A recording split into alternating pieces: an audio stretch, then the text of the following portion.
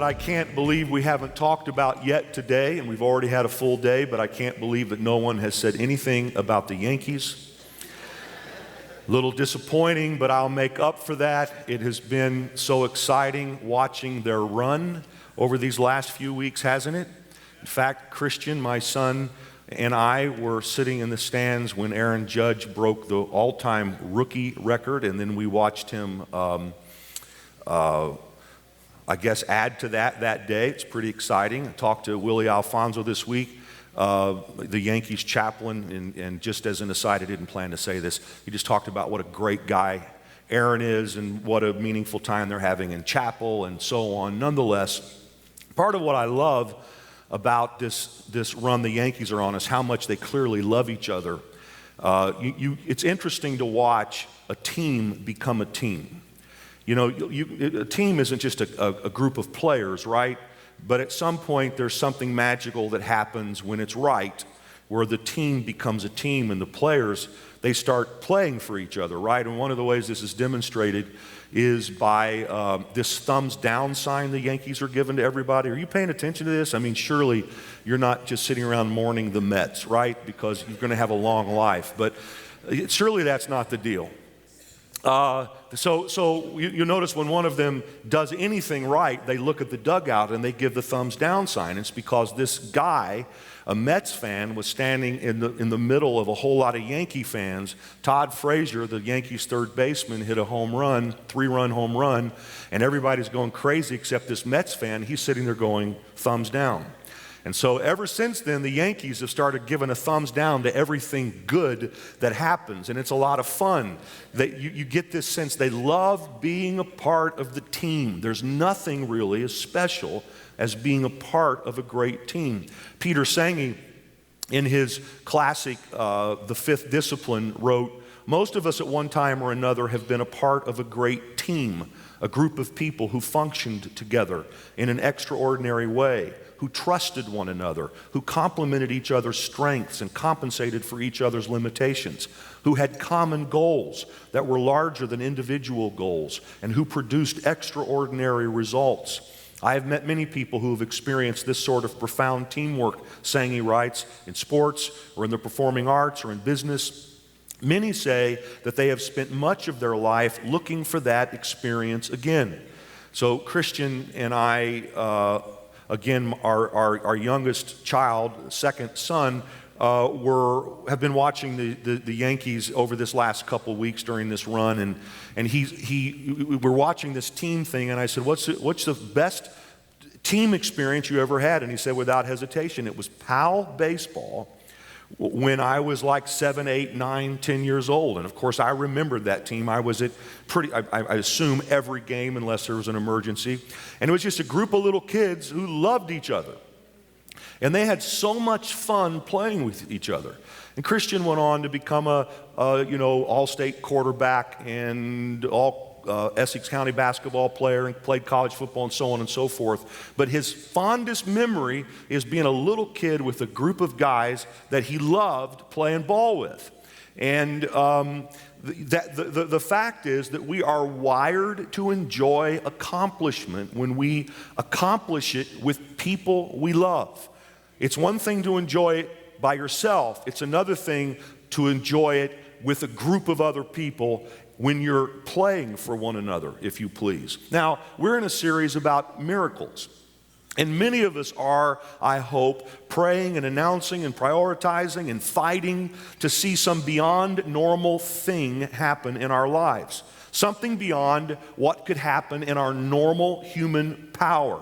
And that's great. We're encouraging that, those kind of miracles that happen in us, with us as individuals. But I want to suggest that there's something uniquely powerful about experiencing a miracle with people you love. When you're a part of a miracle story that is much bigger than you could ever experience alone. Now, with this in mind, I want to offer step 5 in our 7-part series, 7 Steps to the Miraculous. And step 5 is unite for the miracle. Now, in recent weeks, we've talked at length about the miraculous story of the Jews returning from Babylonian exile, as recounted in the Old Testament histories of Ezra, Nehemiah, in the Old Testament. Today I want to focus again on how Nehemiah, a Jewish official in the court of the Persian Emperor Artaxerxes I, felt called to return to Jerusalem, following now other exiles who would return there. He felt called to return to Jerusalem in 445 BC to rebuild the city, which was still pretty much destroyed from the Babylonian conquerors of years, 142 years previous, and particularly to rebuild the wall of the city, which had been in disrepair, really torn down, its gates burned with fire 142 years ago. Nehemiah feels called to do something that hadn't been able to be done in 142 years. The fact that this wall was rebuilt is a miracle. Again, today I'm defining a miracle as something so big that it couldn't be done in the natural order of things. 142 years of nothing being done, and then in 52 days, this wall gets rebuilt. That's miracle stuff. And you know, I'm encouraging us to think about things in some instances that we know that we've believed for, but it's just never been able to happen. There come time in our lives when all of a sudden, mysteriously, miraculously, God in His mighty power works miracles in us and through us, and something happens that has never happened before. This wall that Nehemiah rebuilt was a massive structure. You know, an ancient city was only as good as the wall that surrounded it. And building this wall, you've got to get a proper perspective in your mind of its size. It was 2.5 miles in circumference. Its average height was 40 feet, and it was, on average, 8 feet thick. This is a massive undertaking. So you say, why didn't anybody rebuild the wall in 142 years? Well, it was something that was difficult for a group of people who were disorganized and facing opposition and impoverished and returning from exile to do. But Nehemiah shows up. He has this vision in his heart, and he calls the people together, and he starts encouraging them to join him in doing something bigger than himself. Nehemiah had a dream so large that he could never have accomplished it alone. So this is where you see, Nehemiah casting vision like good leaders do. In Nehemiah 2, he said to the people he gathered, "You see the trouble we are in. Jerusalem lies in ruins, and its gates have been burned with fire. Come, let us rebuild the wall of Jerusalem, and we will no longer be in disgrace." I also told them about the gracious hand of my God on me and what the king had said to me. And here's the key. They said, "Let us start rebuilding." The leader said, "This is what God's put in my heart." And they said, "Let us start rebuilding." The wall gets halfway up, and Nehemiah reports this in Nehemiah 4. "So we rebuilt the wall till all of it reached half its height, about 20 feet tall." And here's the key. "So the people worked with all their heart." And then the miracle, Nehemiah 6. "So the wall was completed in 52 days. Here's what brought success. The people united with Nehemiah to allow God to accomplish the miracle through them. The people didn't just have a mind to work, the people had a mind to work together. Now, there's an entire chapter in Nehemiah that's dedicated to naming the names of the people who rebuilt the wall, or the family units, or the particular teams in some cases that rebuilt this wall. And it's an entire chapter is given to saying, these people built this section, and then notice these key words. Next to them, these people built this section, and then next to them, these people built that section. How do you build a wall of that massive size? You have a lot of people who accept their assignment and do their part in coordination with everyone else. Now I'm going to read you the longest and most boring passage of scripture that I probably could ever read you outside of some of the genealogies, but I'm going to do it to make a point. 25 years after the fact, we're going to read the names of some of these people through whom God worked a miracle together in building the wall of Jerusalem. All right? You get the point after a minute, I think, and by the time I finish. Here we go. When they teach you how to preach, they teach you never to read a passage like this. Eliashib, the high priest, and his fellow priest went to work and rebuilt the sheep gate. They dedicated it and set its doors in place, building as far as the Tower of the 100. The men of Jericho built the adjoining section, and Zachar, son of Imri, built next to them. The fish gate was rebuilt by the sons of Hassanah. And I love the fact, too, that a lot of times you get a sense of family line. It was one generation leading the next generation. This is a generational story that's being told here. Meremoth, the son of Uriah, the son of Hakaz, repaired the next section. Next to him, Meshullam, son of Berechiah, the son of Meshizabel, made repairs. And next to him, Zadok, son of Bana, also made repairs. The next section was repaired by the men of Tekoa. The Jeshanah gate was repaired by Joad, a son of Paseah, and Meshullam, son of Besodiah. Next to them, repairs were made by men from Gibeon and Mizpah. Somebody right now is saying, why did you invite me to come to this church? Uziel, son of Heri, one of the goldsmiths, repaired the next section. And Hananiah, one of the perfume makers, made repairs next to that. They restored Jerusalem as far as the broad wall. But it's not done yet, because Raphael, son of Hur, ruler of Ahasdath district of Jerusalem, repaired the next section. Adjoining this, Jadai, son of Haramoth, made repairs opposite his house, and Hatzah, son of Hashabneh, made repairs next to him. Malchijah, son of Haram, and Hashub, son of Path of Moab, repaired another section. Shallum, son of Haloeshes, ruler of a half district of Jerusalem, repaired the next section with the help of his daughters. The valley gate was repaired by Hanan. The dung gate, the sewer system area, what was the dung gate? Well, what do you think the dung gate was?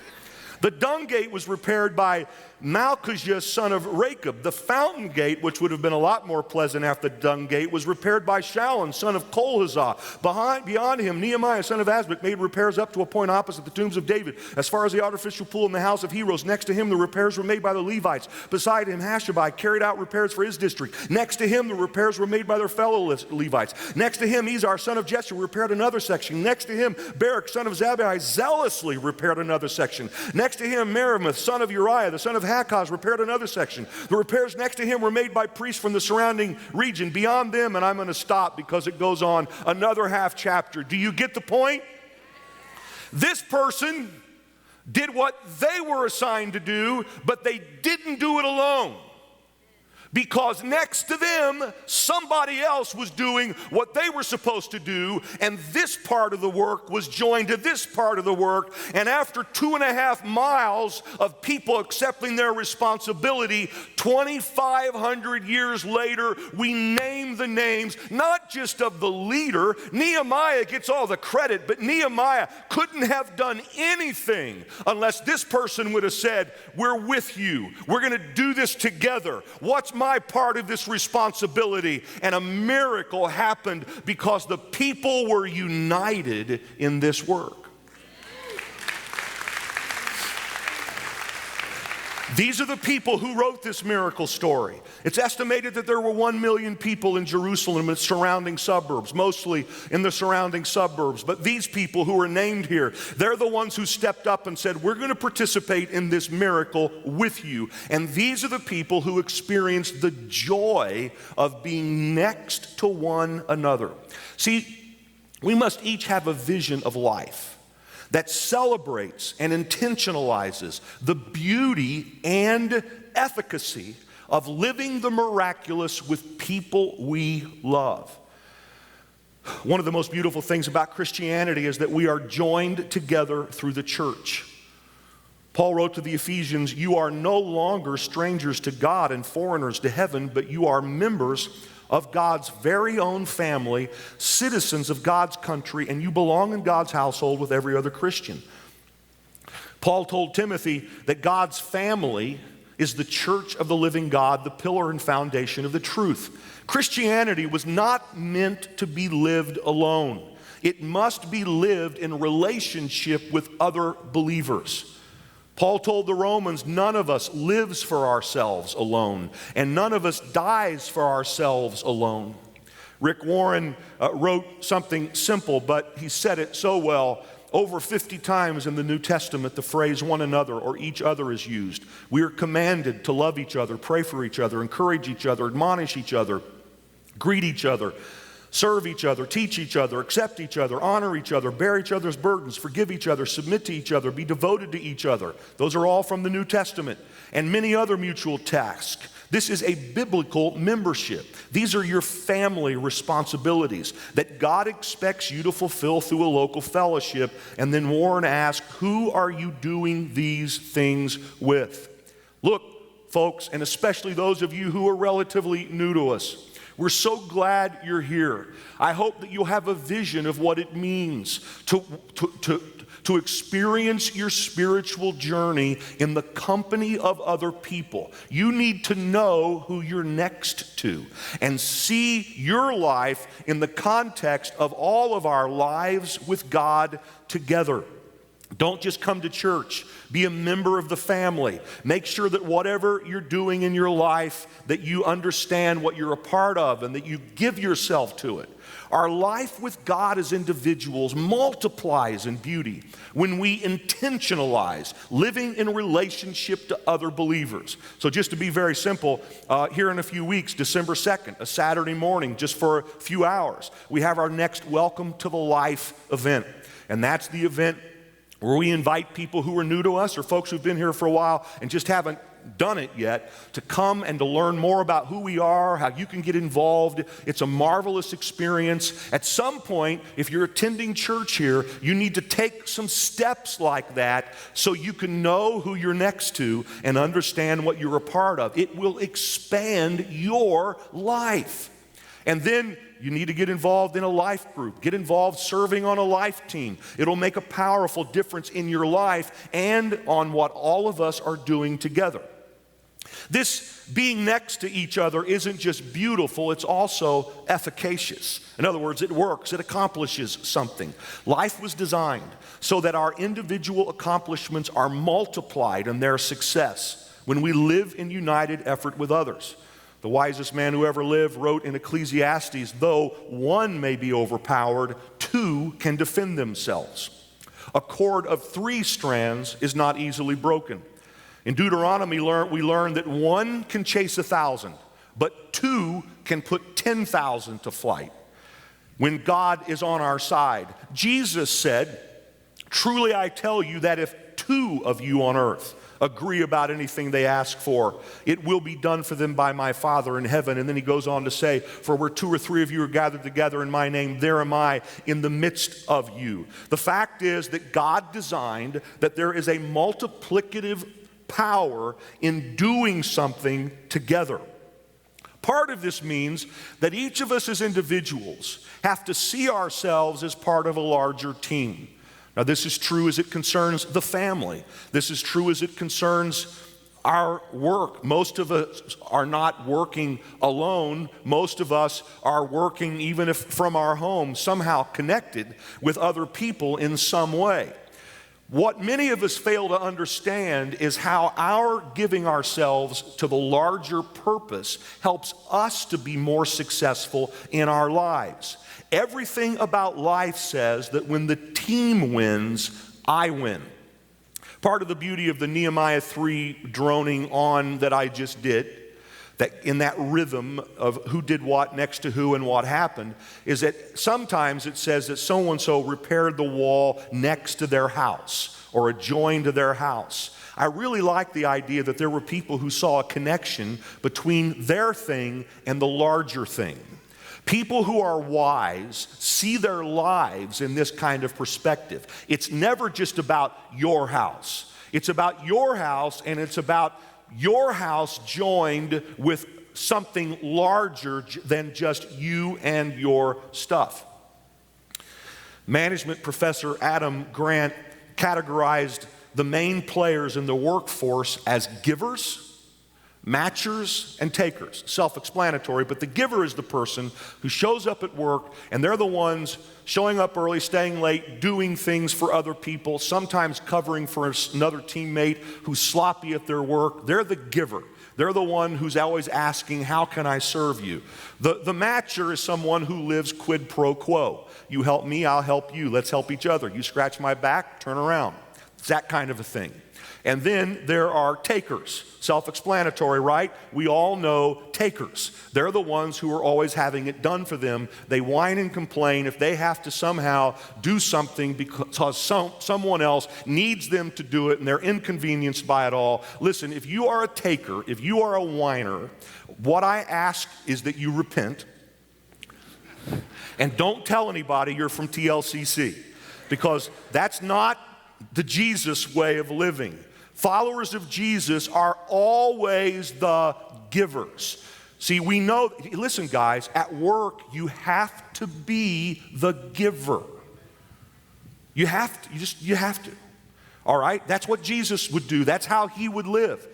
But not only that, always remember when you live life the way it was designed to be lived, you end up being better off, even if you weren't thinking about yourself when you thought and acted that way. So here's what Professor Adam Grant's research showed in one case, a particular study. The engineers in that type of a work setting with the highest productivity and the fewest mistakes were those who did far more favors for colleagues than they received. The highest achievers were those most driven to help others.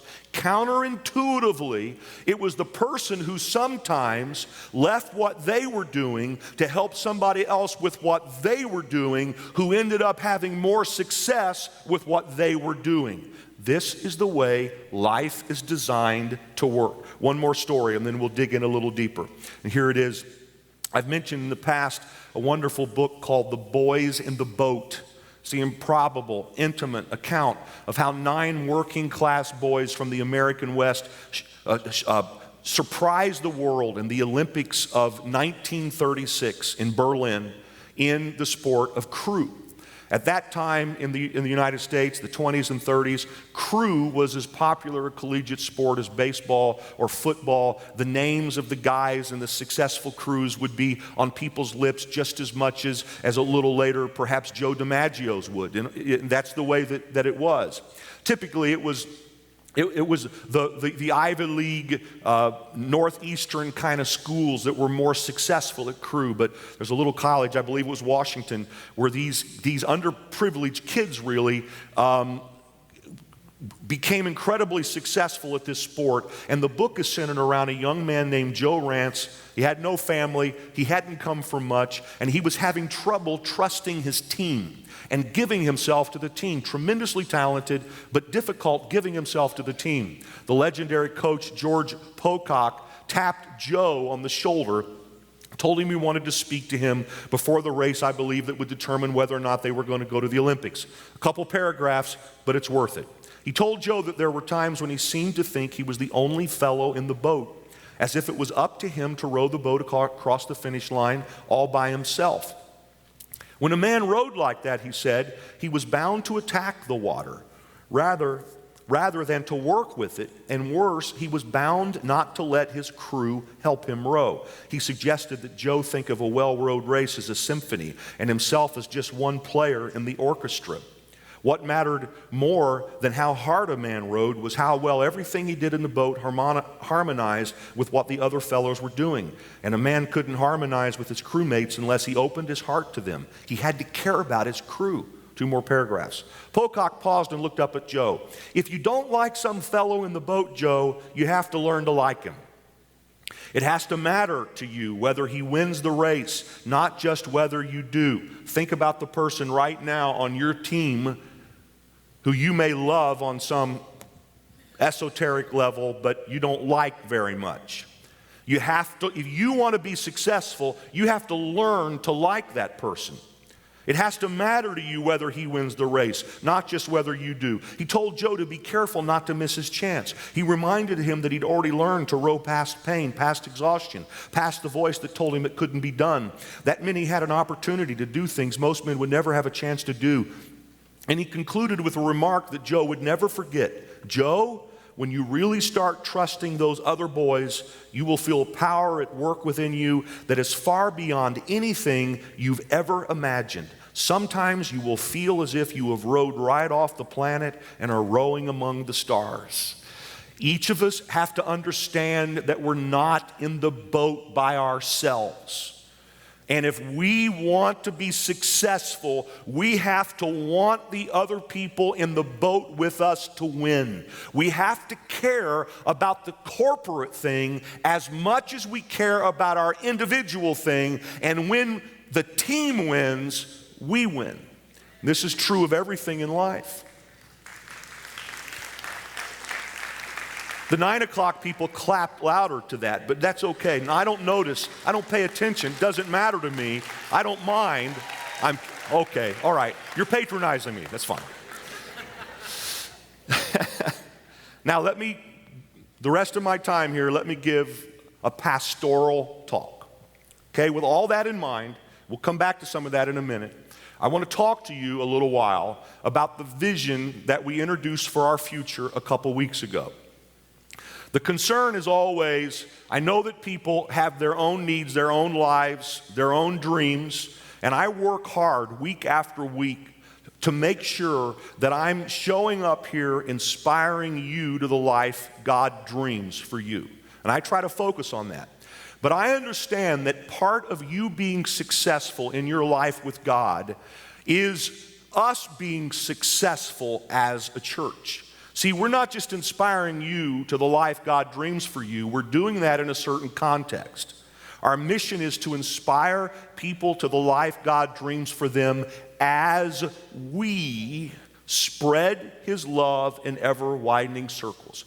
I know that a great church with a great vision, a great church that's stepping out to do great things, will help you expand in your life in a way that will help you live the life God dreamed for you. What all of us are doing together in the boat is going to affect your life in ways that it's really even hard for each of us as individuals to matter. With that in mind, a couple weeks ago, I introduced Vision 2025, where I talked about how God has called us to do something great together. We talked about our big, miraculous, audacious goal. We say that the formula that describes Vision 2025 is TLCC times 5 equals 10K by 2025. What do we mean by that? In short, we intend to launch 4 new campuses by 2025, giving us a total of at least 5. And we're praying and believing that during 2025, we will have an audience of more than 10,000 people. That's more than 5 times our average Easter attendance since we moved here in our auditorium a couple years ago. Our average Easter attendance the last 2 years is 2,747. So 5 times that is a lot more than 10,000, but that's the way we're thinking about this. TLCC times 5 equals 10K plus by 2025. If you've not heard the backstory to this vision and you're a part of this church or you're just curious, I encourage you to watch step 2 of this series where I spent a lot of time talking about the why of this. I talked about the motivation of this. Why do we want to do this? And I don't have time to get into that now, but it's good. If you're going to have a dream, you always have to check your motivation. And in step 2, I talk at length about our motivation, hoping that we want to do this for the right reasons, okay? So we've said that we're launching a new era at TLCC. We should want many more people to be reached with the good news about Jesus. This is part of our mandate as followers of Jesus. This is the primary reason the church exists. One of the things I'm most excited about, again, I detailed this in step 2 of this series, is we have a particular vision about the older generation and the younger generation going on this next run together. By older generation, I'm not necessarily talking about age. I don't consider myself truly to be an older generation person. I'm a guy who's in my prime, according to anything you study about when somebody hits their prime, all right? So I'm not talking about age. Some of you probably thought that I was only 40, but I'm actually 54 years old. I know you're surprised, but anyway, just to locate that.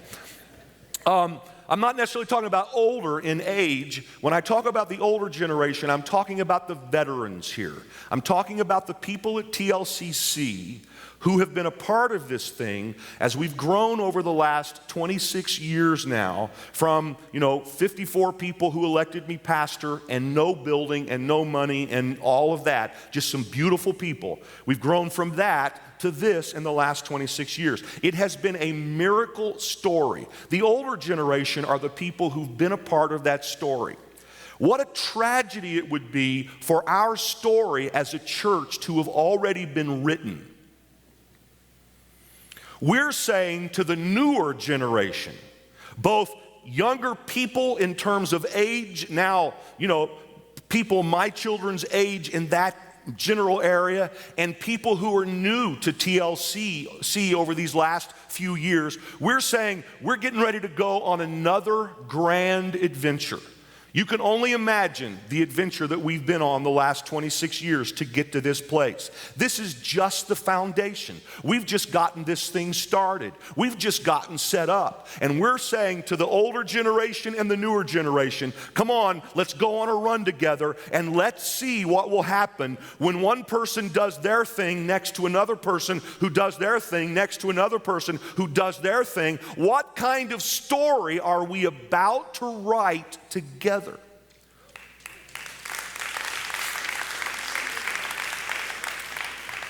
So this is an invitation. This is me, frankly, shaking the cage a little bit of some of us who've been here for a long time, and we've given and we've sacrificed and we've believed, and it's easy for some of us to get to a place like this and then say, whew, that was good. And just sit out there by the fireplace, right? But I'm not. Those of you who've been around here for a while, you know me. We love each other. We trust each other, don't we? I'm not going to let us do that. We are not about to slow down. We're not about to rest. I believe we're going to see things that haven't been able to be done in 142 years get done in 52 days. I believe the next 7 or 8 years are going to be a miracle story for the Life Christian Church. And we're all going to get to be a part of it together.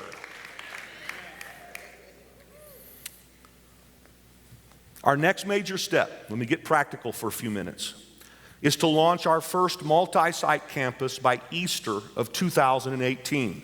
Now, some of you have heard us use this language, but I haven't explained fully what that means. Here's just a touch of what that means. A multi-site church is one church that meets in different locations. A multi-site church shares a common vision, budget, leadership, and board. It's one church meeting in multiple locations. Now that's opposed to another form of church multiplication that is very valid and has proven to be successful, and that's called a church plant. A church plant is when a leader or a church blesses and sends out a leader who starts a church that is separate, legally separate, and separate in every way from the church that planted the church. They have their own pastor, their own vision, their own 501c3, their own board. They're going to do their own thing. And you might remember that we had planned to start a multi-site. I'm just going to say this to bring closure to this. We planned to launch a multi-site last year in Newark. And we had a wonderful leader, Andrew McLeese, who's been a part of my life and our life for many years. And Andrew decided that he wanted to make that a church plant. We blessed Andrew. We sent a whole lot of people with Andrew. We are involved in that church plant. We give money to it. I oversee Andrew. I'm on his oversight board. We love them. We're for them. We support them in every imaginable way, okay? The reason I say that is because our vision for the future is not a church plant. Our vision for the future is a multi-site, which is a different thing, because a multi-site takes the resources of a larger church, and instead of start planting a seed someplace that has to grow over time, like the church in Newark, they're working hard, they're doing a great job, but a year later they still haven't formally launched the church. Why is that true? It's hard. It's hard. It's hard, 20 people out there in the middle of a city trying to make something happen, right? That's not the model that we want to follow. Now, we may plant more churches in the future, but for now, our plan is to do something that we simply think at this time in the life of this church is more effective, and that will allow us to immediately have in a location what we have here, initially on a smaller scale, but it's all one thing. We don't have to go start a new 501c3. We don't have to go figure out human resources policies. We don't have to figure out accounting practices. We've got it all. All that's here. We have a Kevin. We don't need another Kevin. You understand? Kevin's our business and finance guy. See, all of that is, we've got that figured out. Let's not go figure it out again. Let's multiply, let's leverage who we are into other locations. Does that make sense? So this is our vision. Why multi-site? Well, the most effective study that's ever been done on multi-sites, and there are churches all over the world who are being very successful at this. This isn't a new idea by any means. This is a proven methodology. Leadership Network's research shows several things. Multi-site churches reach more people than single-site churches. Multi-site tends to spread healthy churches to more diverse communities. Multi-site churches have more volunteers in service as a percentage than a single-site. Multi-site churches baptize more people than a single-site. Multi-site churches tend to activate more people in the ministry than a single-site. Multi-site churches grow far more than church plants, and likewise, multi-site churches have a greater evangelistic impact than church plants. In rating what campuses do well, spiritual growth and volunteering are near the top, and newer campuses do better at reaching the unchurched. Now, I have an announcement to make. The target community for our new campus is Paramus, New Jersey. Let me talk for a minute as to why. First of all, note I use the word target. I'm leaving some wiggle room. If you've not been around me in my leadership, whenever possible, here's what we're thinking, here's why, no secrets, okay? So let me talk to you about this. We say our target community, we're leaving ourselves some wiggle room for God to do something different than what we expect. We're planning, but when you're planning, you're always open to some miracle that the Holy Spirit brings along. So let's say in a community close to Paramus, a building was made available to us that allows us to fulfill our mission as well. Or if in some other area we're not expecting, sometime over this next couple of months, something happens. I don't know what that something may be. But right now, we're planning towards Paramus and excited about it. Here's why.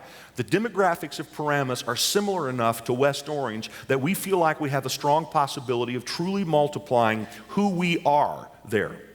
Secondly, in a demographic study of our church, especially in terms of where people live, we have more people who live closer to Paramus than to West Orange than any other area of the state, save of all things, an area in Union County. But there are still other reasons we're thinking Paramus now. And that is that we want to replicate and even enhance in Patterson what we've been doing in Newark through Plus Life Local. So in other words, we do a lot in Newark, correct? And we feel like that being in West Orange and attracting the diverse group of people that we attract, it allows us to have the resources in every way to make high impact in an area of need. Well, Paramus is exciting to us because it's on the lower part of Bergen County, but it's close enough to Patterson, I think even closer than we are to Newark. Do you get my point? So that campus there, as it grows in Bergen County, can reach into Patterson and make impact there in ways that will be powerful and profound. That's very important to us. Our interest isn't to go build a Bergen County church. Our interest is to build a Bergen County church that will spread God's love in ever-widening circles. And we actually think that we may be able, at least initially, to impact Patterson more now, this way, than we would if we actually planted a church in Patterson. Now, we're just starting the adventure. We don't know exactly what this is going to look like. You're going to help us write this story. Now, I'm sorry, this is going to be a little longer than usual, but I'm going to take a little time. It's important that you understand this. Here's the kind of thing that happens here. I met a woman in the lobby after the service, very a sharp woman. I don't know the right way to say it. Anyway, she was an impressive person, and she started talking to me about her desire to get involved in this new Paramus multi-site.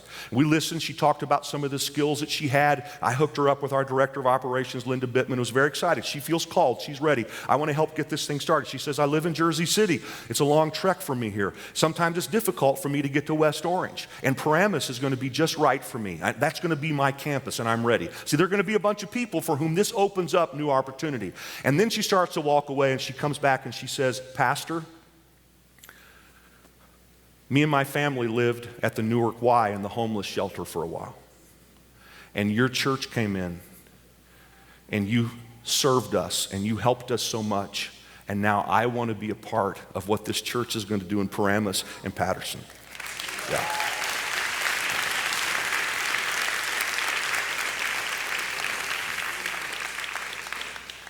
Imagine it happening hundreds and hundreds and thousands and thousands and thousands of times over the course of years. We believe Paramus needs a church like TLCC.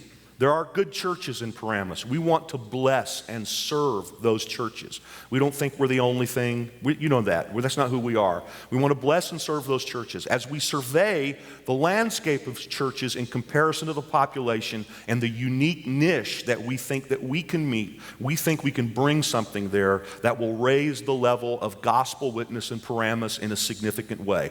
All right, let me start to wrap this up. Our next major step is to have hired Scott Pruxma as our first campus coordinator. Now, before I talk about it, Scott, why don't you stand back there so everybody can see who you are. Turn around so folks on the risers can see who you are.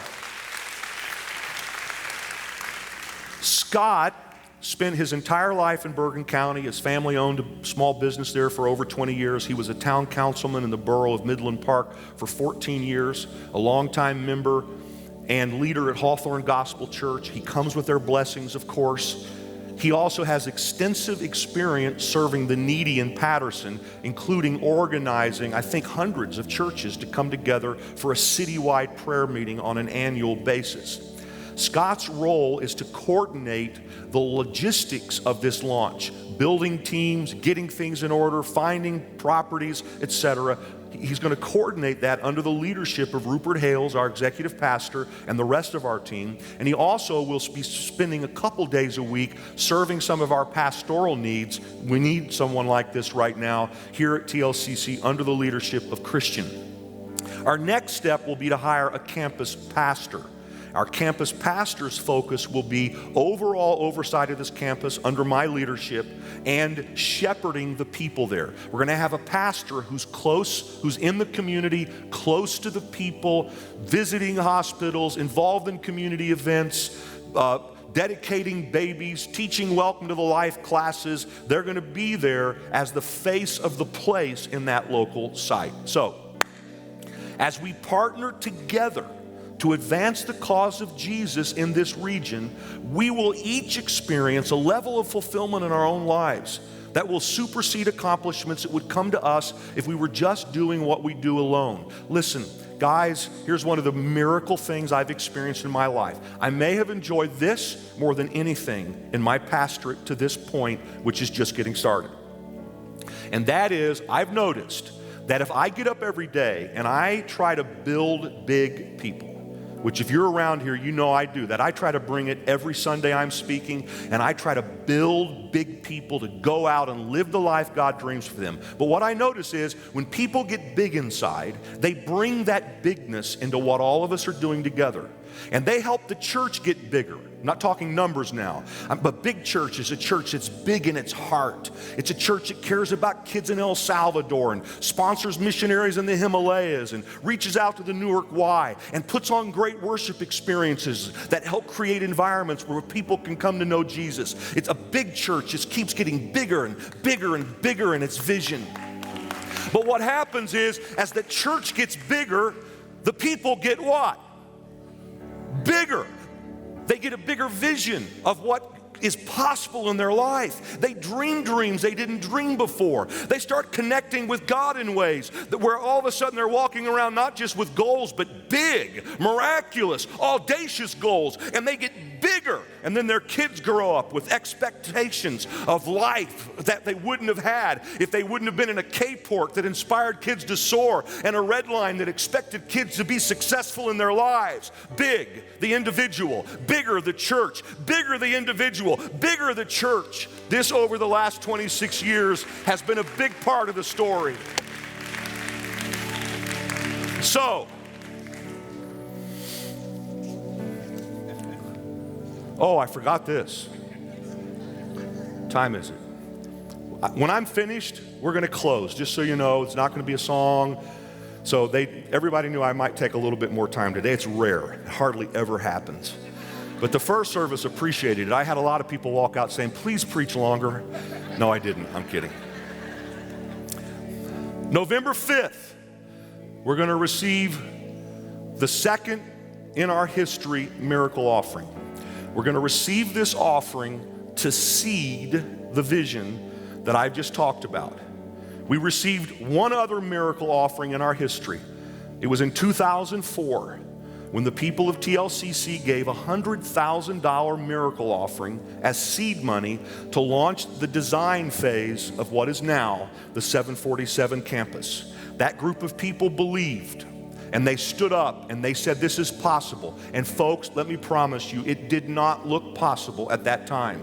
But we raised the money to start the process. Now, 13 years later, with the congregation 4 times larger than it was then, we are asking the people of TLCC to pray and step out in faith to give a $400,000 miracle offering to launch the next era in the destiny fulfillment of the Life Christian Church.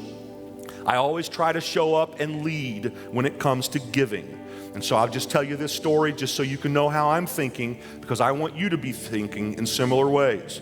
So the announcement part of this is that a few weeks ago, I signed a new book deal with Bethany House Publishers, Baker Books, one of the largest faith-based publishers in the world. And so I'm in the process of writing my next book. Well, part of that, of course, if you're fortunate, and I've been fortunate, is you get an advance. And I have 50% of my advances due here in the next couple of weeks.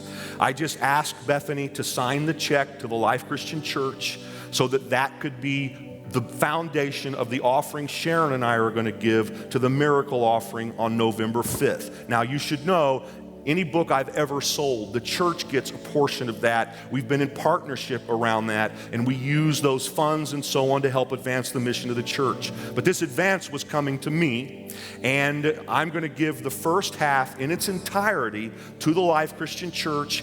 And I say that because I want to model the kinds of ways that I hope all of us will be thinking. I want us to pray about what God would lead us to do over the next few weeks so we can blow our own minds with a miracle offering. Okay, it's 2026.